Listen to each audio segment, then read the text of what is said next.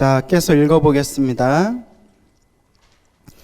그러므로 너희들은 일심으로 관세음보살을 공양할지니라. 일심이라고 나오죠? 앞에서는 일심으로 관세음보살을 불러라 라고 나와요. 그렇죠? 일심으로 그 이름을 부른다며. 네, 여기서 이제 뭐 할지니라? 공양할지니라. 일심으로 관세음보살을 부르는 건 이제 연불이에요. 연불. 근데 제가 늘 여러분들한테 기도가 첫 번째이지만 기도 갖고는 부족하다 했죠? 기도하면서 자꾸 뭐 해야 된다? 복을 지어야 된다. 선업을 쌓아야 된다. 공덕을 닦아야 된다. 늘 말씀드리죠? 그러니까 공양 올린다. 복을 지어라 라는 뜻이에요. 복을 지어라. 우리 주변에 보면 기도는 열심히 하시는데 되게 인색한 분들이 있고요. 또 뭐 사람들한테 베풀고 보시하는 건 좋아하는데 또 기도는 게을리하는 분들이 있어요. 그죠? 물론 그게 완벽할 수는 없죠. 그래서 제가 불자님들께 늘 드리는 이야기가 기도는 기도대로 연불은 연불대로 하되 내 형편껏 자꾸 뭐하는 습관을 들여야 된다? 보시하는 습관을 들여야 된다. 복을 짓는 습관을 들여야 된다. 늘 말씀을 드립니다. 그렇죠, 여러분? 예. 이 관세음보살 마하살이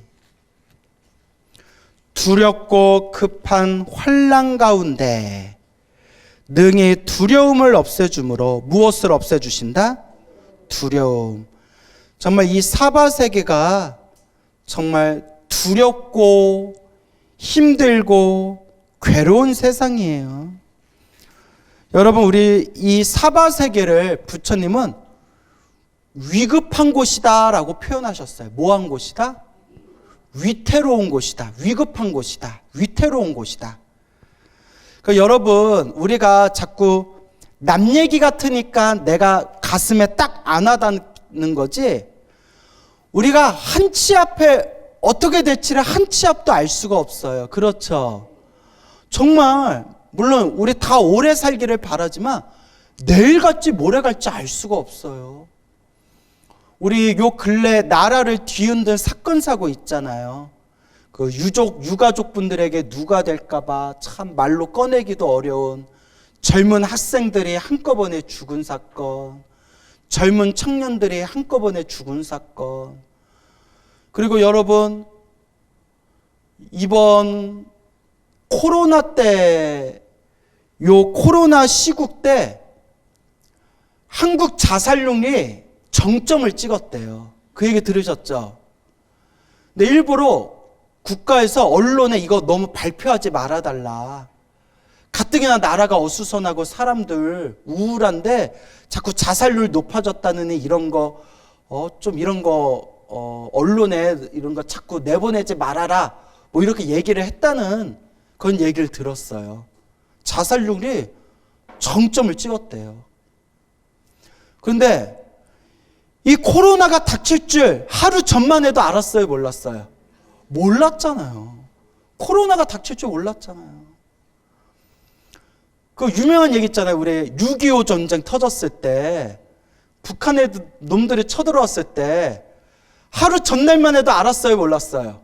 몰랐잖아요. 그 6.25 한국전쟁 터졌을 때 그때 그날이 우리 공무원들 휴일이었다면서요.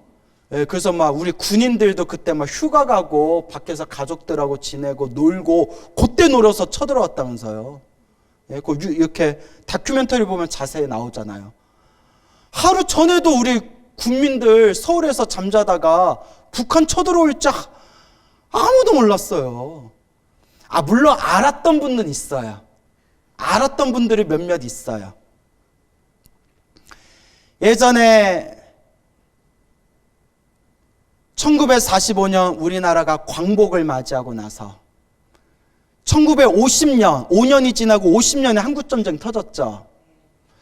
우리나라 광복되고 나서 서울 한복판에 웬 스님이 하나 나타났대요. 웬 스님이 하나 나타났는데 이상한 땡중이 나타났대요. 유명한 얘기예요. 스님들 사이에서 옛날 노스님께 들은 얘기예요. 요 법명도 기억이 났었는데 요 땡중이 나타나는데, 땡중이 대구, 우리 대구탕 끓일 때 대구 있죠? 밥 먹을 때 대구, 황태할 때 대구, 황태 동태 대구 있죠? 삐쩍 말라 비틀어진 대구를 나무에다가 꼬챙이에다 꽂아가지고 그걸 들고 다니면서 사람들한테 대구 사시오, 대구 사시오 이랬대요. 이거 대구 사라고. 사요, 안 사요?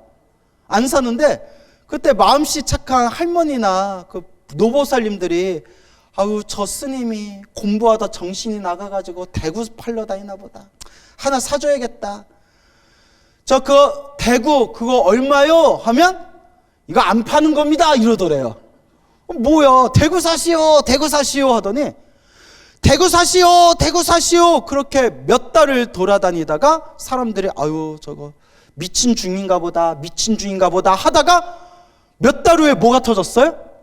한국전쟁 터졌죠. 6.25전쟁 터졌는데 북한에 밀리다가 어느 전선에서, 낙동강 전선에서 멈췄잖아요. 그 낙동강 전선이 어디예요? 대구, 부산. 그러니까 대구 사시오가 무슨 뜻이에요? 전쟁 나니까 빨리 대구로 내려가시라고, 그 뜻이었대요. 믿거나 말거나. 예? 대구 사시오, 대구 사시오. 그것도 유명한 얘기가 타너 스님이 유교 맞췄다 해가지고 유명하죠. 여러분 타너 스님이라고 들어보셨어요? 예, 타너 스님께서 법당에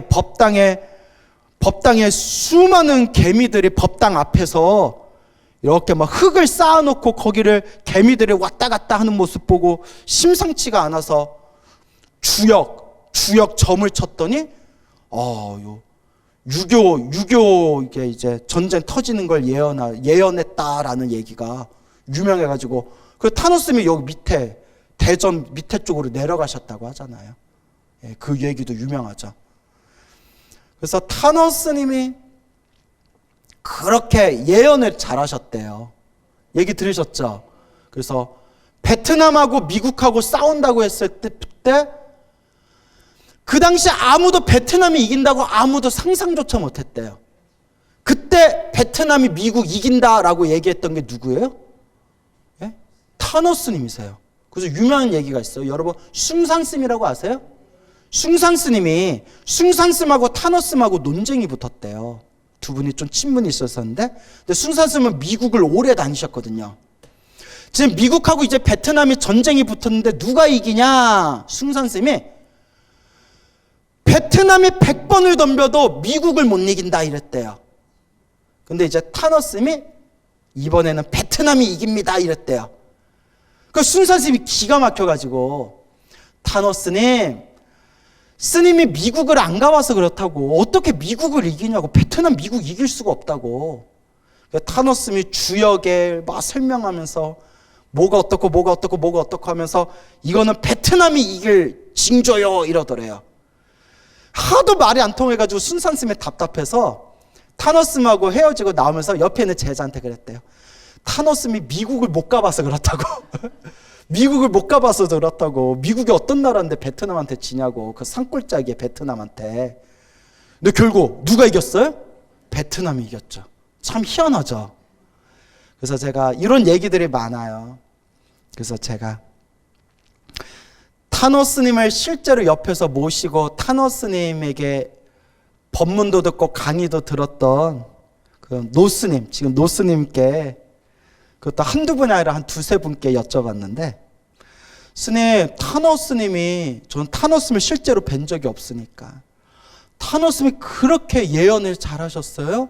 타노 스님이 그렇게 앞니를 잘 맞추셨어요? 야, 타노 스님 잘 맞추셨다. 잘 맞추셨다.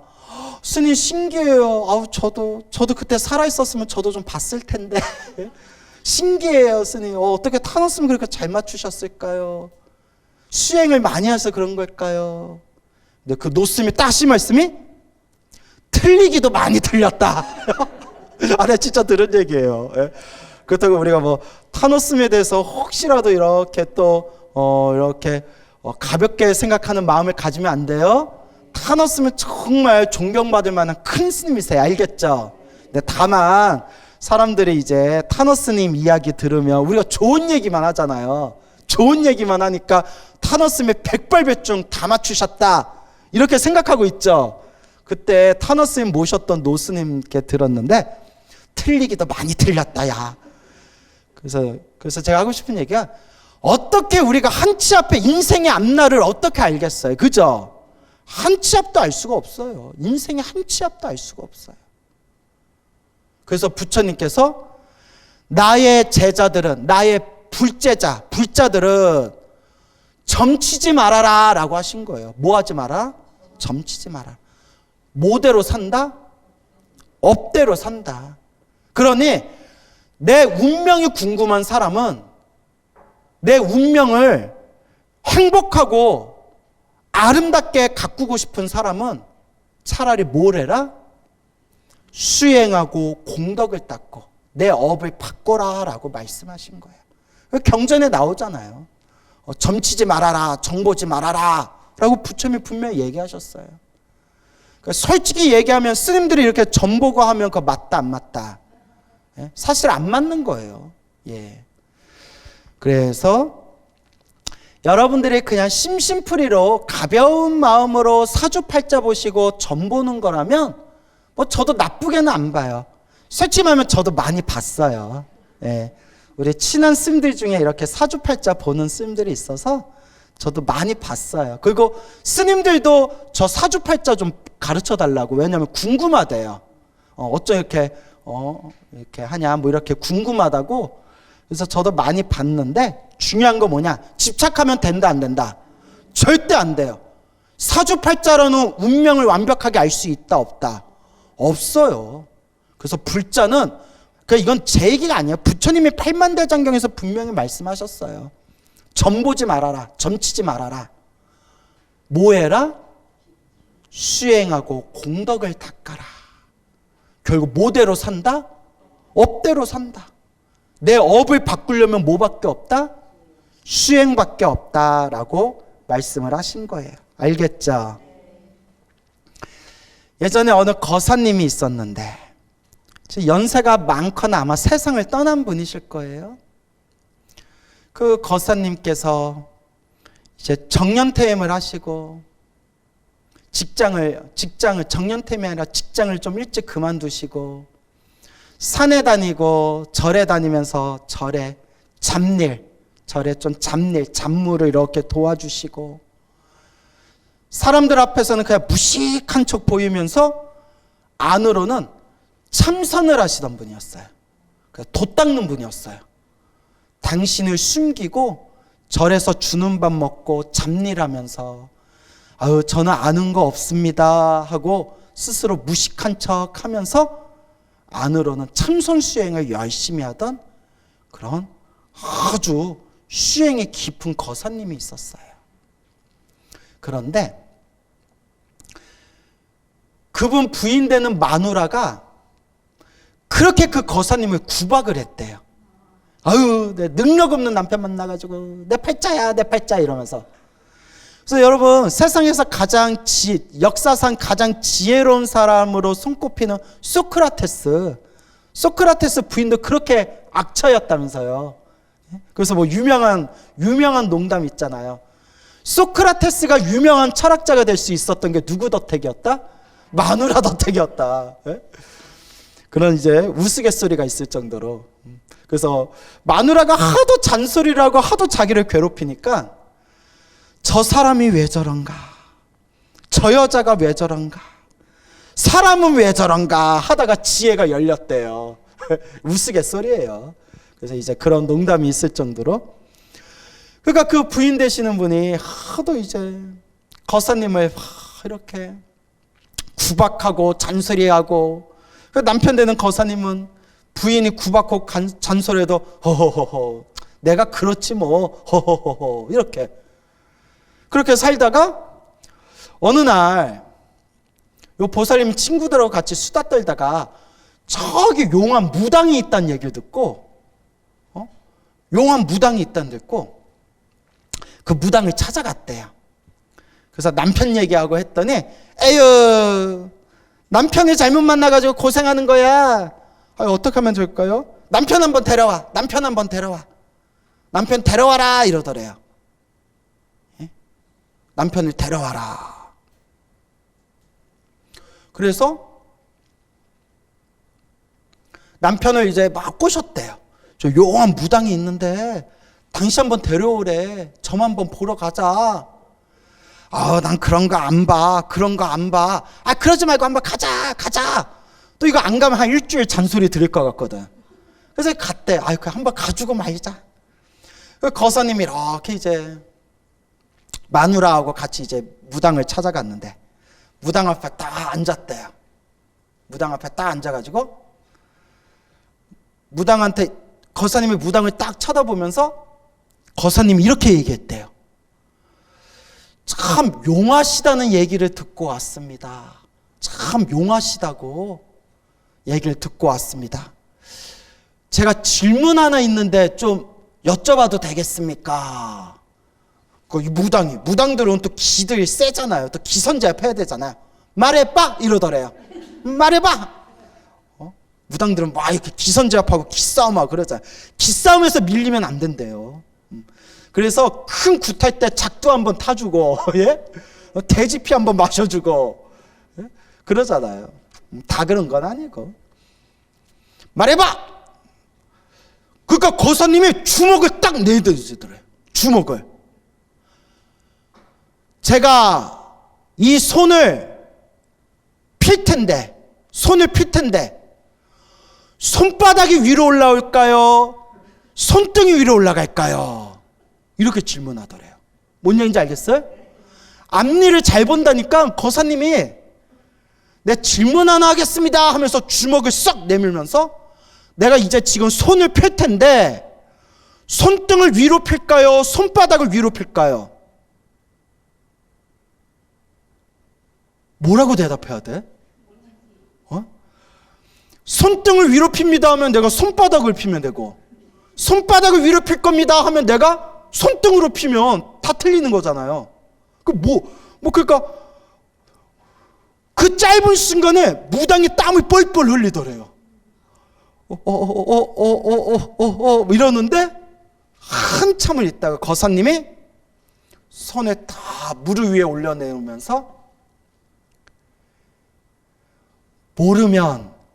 모른다고 하면 되지 뭘 고민하십니까? 이러더래요. 모르면 그냥 모른다고 하면 되지 뭘 그렇게 고민합니까? 하면서 거사님이 자리에서 일어났는데 무당이 한숨을 푹 내쉬면서 그 부인되는 보살님한테 큰 어른을 모시고 살고 있으니까 저렇게 큰 어른을 모시고 사는데 옆에서 큰 어른이다, 큰 스승이다 생각하고 남편 시봉 잘하십시오 하면서 돌려보냈대요. 그 모습을 옆에서 보고 부인이 놀래가지고 그날 이후로 남편 밥상이 바뀌었대요. 그 뒤로 남편을 대하는 모습이 완전히 바뀌었대요. 그래서 이게 예전에 어느 노스님이 해주신 법문이에요. 재밌죠? 그래요. 그렇게 미래를 잘 맞춘다는데 나 이 어렸을 때 20대 때 들었던 얘기인데 너무 멋있는 거예요. 그 말씀이 20대 때 들었던 얘기인데 앞날을 잘 맞춘다는 그 사람 앞에 주먹을 쑥 내밀면서 앞니를 맞춘다니까 이거 한번 맞춰봐라. 내가 손을 펼 텐데 손등이 위로 올라가겠냐 손바닥이 위로 올라가겠냐. 얼마나 멋있어요. 한 치 앞도 알 수 있다 없다? 없어요. 한 치 앞도 알 수가 없어요. 그래서 부처님은 이와 같이 말씀하셨습니다. 한 치 앞도 알 수 없는 이 세상에는 단 하나의 법칙이 있대요. 뭐가 있다? 법칙. 그게 바로 따라해 보세요. 인연법.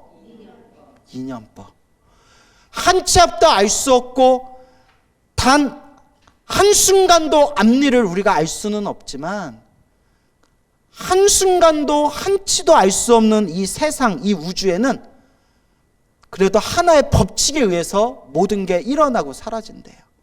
바로 인연법이다. 인연 따라 일어나고 인연 따라 사라진다. 그래서 이걸 연기법이라고도 부르는 거예요. 무슨 법? 연기법. 알겠습니까? 예. 그래서 여러분, 제 법문 찐팬이시라는 분들, 수많은 분들하고 대화를 나눠봤잖아요. 제 찐팬이라고 자부하는 분들 중에서 안 가본 점집이 없고 용하다는 무당 안 만나본 사람이 없다라고 자신할 정도로 점집 다니고 사주팔자 다니느라고 수 없는 곳에 다녀본 그런 불자님들 제가 많이 만나보고 얘기해 봤어요. 근데 그분들이 마지막 결론이 뭐냐? 답이 있더라 없더라? 답이 없대요. 맞추는 듯 하지만 결정적일 때는 꼭 틀리고, 잘 맞추는 듯 하지만 정말 중요한 거는 맞추질 못해가지고 자기네들도 고생 많이 했대요. 그리고 공개적인 자리라서 누군지 말할 수는 없지만 인터넷에 나오는 분이더라고요. 인터넷에 나오는 조계종 스님은 아니고 타종단 스님이신데 누군지는 얘기 안 할게요. 그러니까 이제 사주팔자를 많이 보신대요. 그래서 그 스님한테 사주팔자 보려고 몇 개월 동안 줄 서 있대요. 근데 그 스님이 뜨기 전부터 그 스님 밑에서 총무하시던 신도님이 있거든요. 그 스님 밑에서 총무하던 신도님이 나한테 직접 해주신 얘기예요. 잘 못 맞춰요. 잘 못 맞춰요. 그래서 나한테 한 얘기가 있어요. 그래서 저 거기 안 다녀요 이러더라고요. 예. 스님, 부처님 말씀이 맞아요. 부처님이 점 보지 말라고 했다면서요. 다 이유가 있는 것 같아요. 뭔 얘기인지 알겠습니까? 예. 진정한 불자는 내 업의 운명을 바꾸고 싶다면 뭐 하는 수밖에 없다? 기도하고 복을 짓고 마음을 잘 닦아야 한다. 여러분, 중생은 다 자기 업대로 살아요. 중생은 다 자기 업대로 살아요. 근데 크게 받을 걸 어떻게 받는 거예요? 작게 받는 거예요. 여러분, 이제 제가 지금 하는 얘기는 절대 오해하지 마세요. 한 비유를 드는 거예요. 우리 박정희 전 대통령이 부인되는 유경수 여사가 세상 떠났을 때, 그죠? 세상 떠났을 때 박정희 전 대통령이, 박정희가 자기 밑에 사람들한테 명을 내려가지고 가장 용한 직원을 불러서 우리나라에서 가장 좋은 자리에다가 유경수 여사 몇 자리를 했대요. 그 소문 들으셨죠? 몇 자리를 했대요. 그리고 박근혜 씨를 포함해서 그 박씨 집안 자식들 낳을 때마다 용한 역술가한테 부탁해서 사주팔자 맞춰가지고 제일 좋은 이름을 지어줬대요. 뭔 얘기인지 알죠?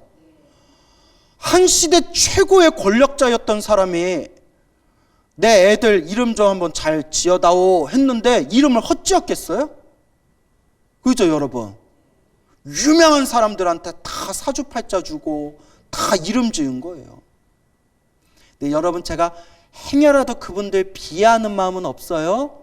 또 저는 유경수 여사가 독실한 불자고 우리 절집에서 좋은 일을 많이 하셨다고 어른들한테 들은 얘기가 있어서 또 저는 유경수 여사에 대해서 되게 좋은 마음을 갖고 있어요.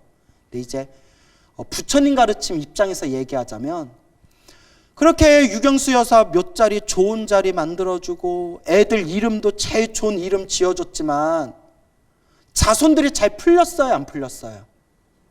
잘 안 풀렸잖아요. 굳이 남의 얘기할 필요 없이 다 알잖아요, 역사를. 제가 뭘 얘기하려는지 알겠죠? 예. 기도해야 돼요. 복을 지어야 돼요. 이 마음을 잘 닦아야 돼요. 묘자리 좋은 묘자리 잡고, 만약에 좋은 묘자리를 잡아서 우리가 큰 복을 받을 수 있다면 부처님은 경전에서 풍수지리를 가르치셨을 거예요. 근데 우리 부처님 경전에 풍수지리가 있어요, 없어요? 없잖아요. 차라리 다 뭐 하라고 했어요? 화장하라고 했잖아요. 부처님이 이 인연법, 이 연기법을 완벽하게 꿰뚫어 봤을 때 중생이 잘 살고 못 살고 행복하고 불행하게 사는 모든 것은 다 누가 지은 업의 인연이다? 내가 지은 업의 인연이라는 걸 완벽하게 꿰뚫어 보신 거예요. 그래서 저 예전에 풍수지리 책을 봤을 때 유명한 설화가 있어요. 유명한 얘기가 있어요. 뭐냐? 평소에 덕을 짓지 않고 못된 짓을 많이 한 사람은 설사 좋은 묘자리를 잡아줘도 그 좋은 묘자리의 기운이 점점 쇠멸한대요. 점점 사라진대요. 그 묘자리에 묻힌 사람의 뭐가 부족하기 때문에? 덕이 부족하기 때문에. 그런데 평소에 덕을 많이 짓고 착하고 평소에 복을 많이 지은 사람은 흉당에다 묻어도 그 흉당이 뭘로 변한다? 명당으로 변한다. 그래서 관상 중에 최고의 관상은 심상이고 묘자리 중에 최고의 묘자리는 덕이다. 살아생전 덕을 짓는 덕이다. 그런 얘기가 풍수지리체 보다 보면 그런 설화가 나와요. 난 그 말씀이 맞다고 해요. 맞죠, 여러분? 예. 그러니까 여러분들도 나 죽으면 어디에 묻힐까 고민하지 마시고 깔끔하게 부처님 가셨듯이 깔끔하게 뭐 하세요? 화장하세요. 여러분들 얼굴에 화장하는 거 좋아하잖아. 가실 때도 어떻게 가세요? 화장하셔도 돼요. 어차피 사람이 죽으면 뭐만 남는다? 업만 남아요. 뼈도 다 부스러져 사라지잖아요. 그래서 부처님께서 항상 선업을 지어라 라고 말씀하시는 거예요. 알겠죠?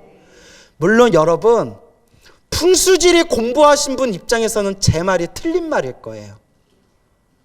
사주팔자 공부하는 사람 입장에서는 제 말이 틀린 말일 거예요. 성명학, 이름 짓는 걸 성명학이라고 하거든요. 성명학 입장에서 보면 제 말이 틀린 말일 거예요. 하지만 저는 누구 입장에서 얘기하는 거다? 부처님 경전에 나온 입장에서. 부처님은 중생이 행복하게 살아가고 불행하게 살아가는 게 묘자리도 아니고 이름도 아니고 무슨 법에 의해서? 인연법에 의해서. 누가 지은 업의 인연? 내가 지은 업의 인연법에 의해서 살아간다. 그래서 이건 제 얘기가 아니라 팔만대장경에 부처님이 간곡하게 얘기하잖아요. 복을 지어라, 선업을 지어라, 공덕을 닦아라. 내가 지은 업의 인연대로 살아간다 라는 것을 꼭 명심하시기 바랍니다. 알겠죠? 그래서 저는 그 말이 참 좋더라고요. 아무리 좋은 묘자리에 묻어도 평소에 덕이 없는 사람은 그 묘자리의 좋은 기운이 점점 사라지고, 평소에 덕을 많이 지은 사람은 아무 데나 묻어둬도 그 자리가 무슨 자리가 된다? 명당이 된다.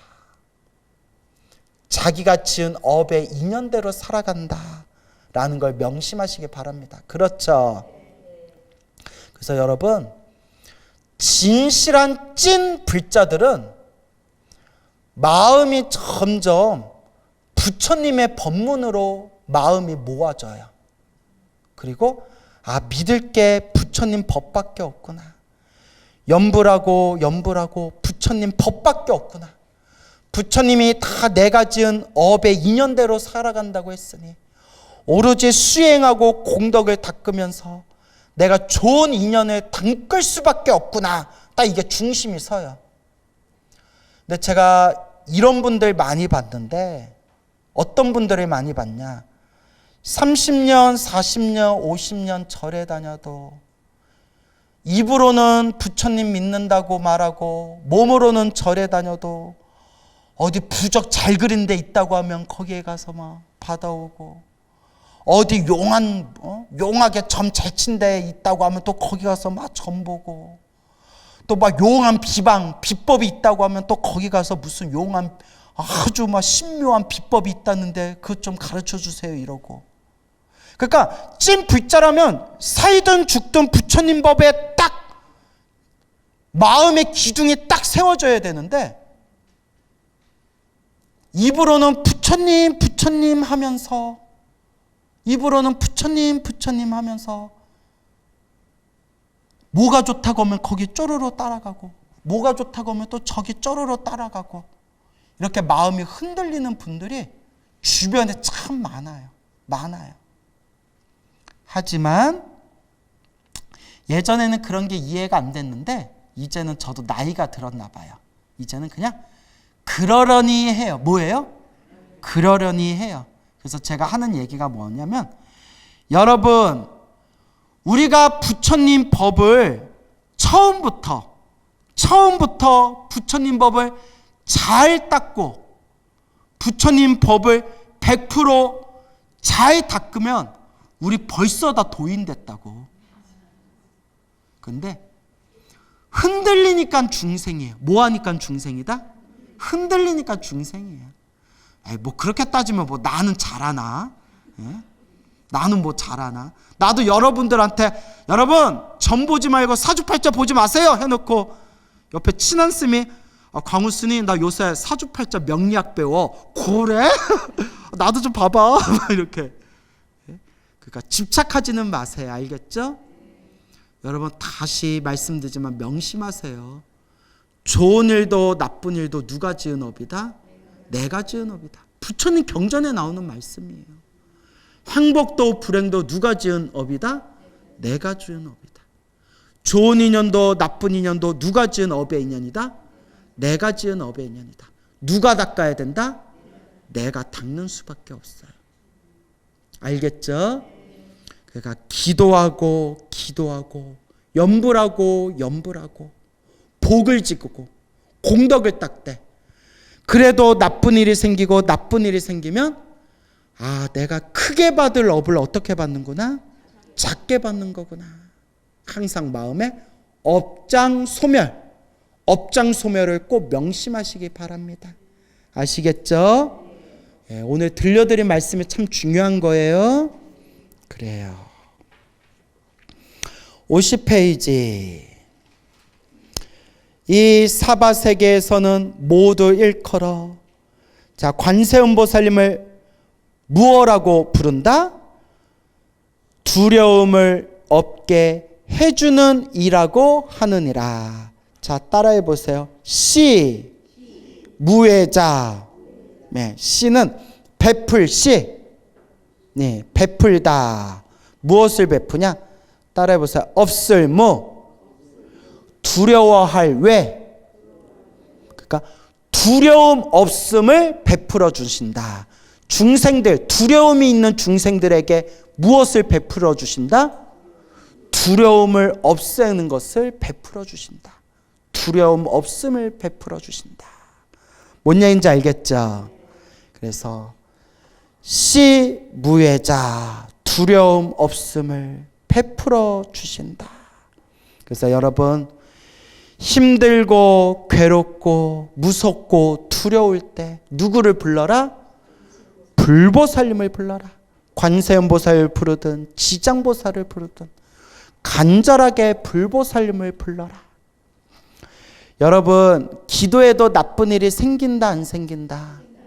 그래서 우리 큰 스님들도 수행 많이 하시고 염불 많이 하시고 공덕을 많이 닦으시고 깨달음을 얻었다는 큰 스님들도 큰 스님들의 일대기를 보면 괴로움 당하는 내용이 나온다 안 나온다? 다 나와요.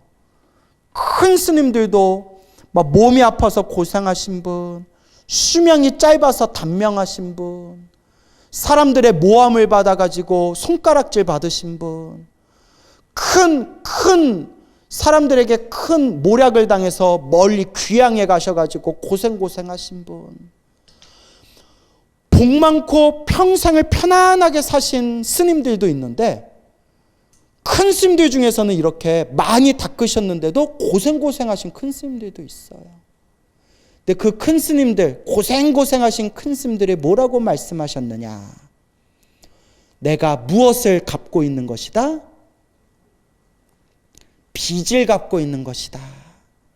내가 과거 전생에 지었던 빚을 지금 갚고 있는 것이다 라고 말씀을 하셨어요.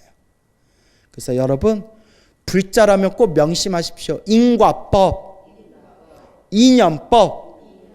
지금 무섭고 두려운, 힘들고 괴로운 때를 만난 것도 누가 지은 법이다? 내가 지은 인과법이고, 그 무섭고 두려울 때 괴로워하거나 힘들어하거나 슬퍼하지 말고 간절히 누구를 불러라? 불보살님을 불러라. 관세음보살님을 불러라.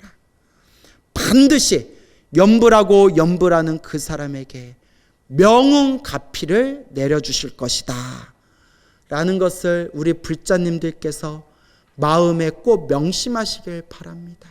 아시겠죠? 예. 오늘 여기서 마치겠습니다. 성불하세요.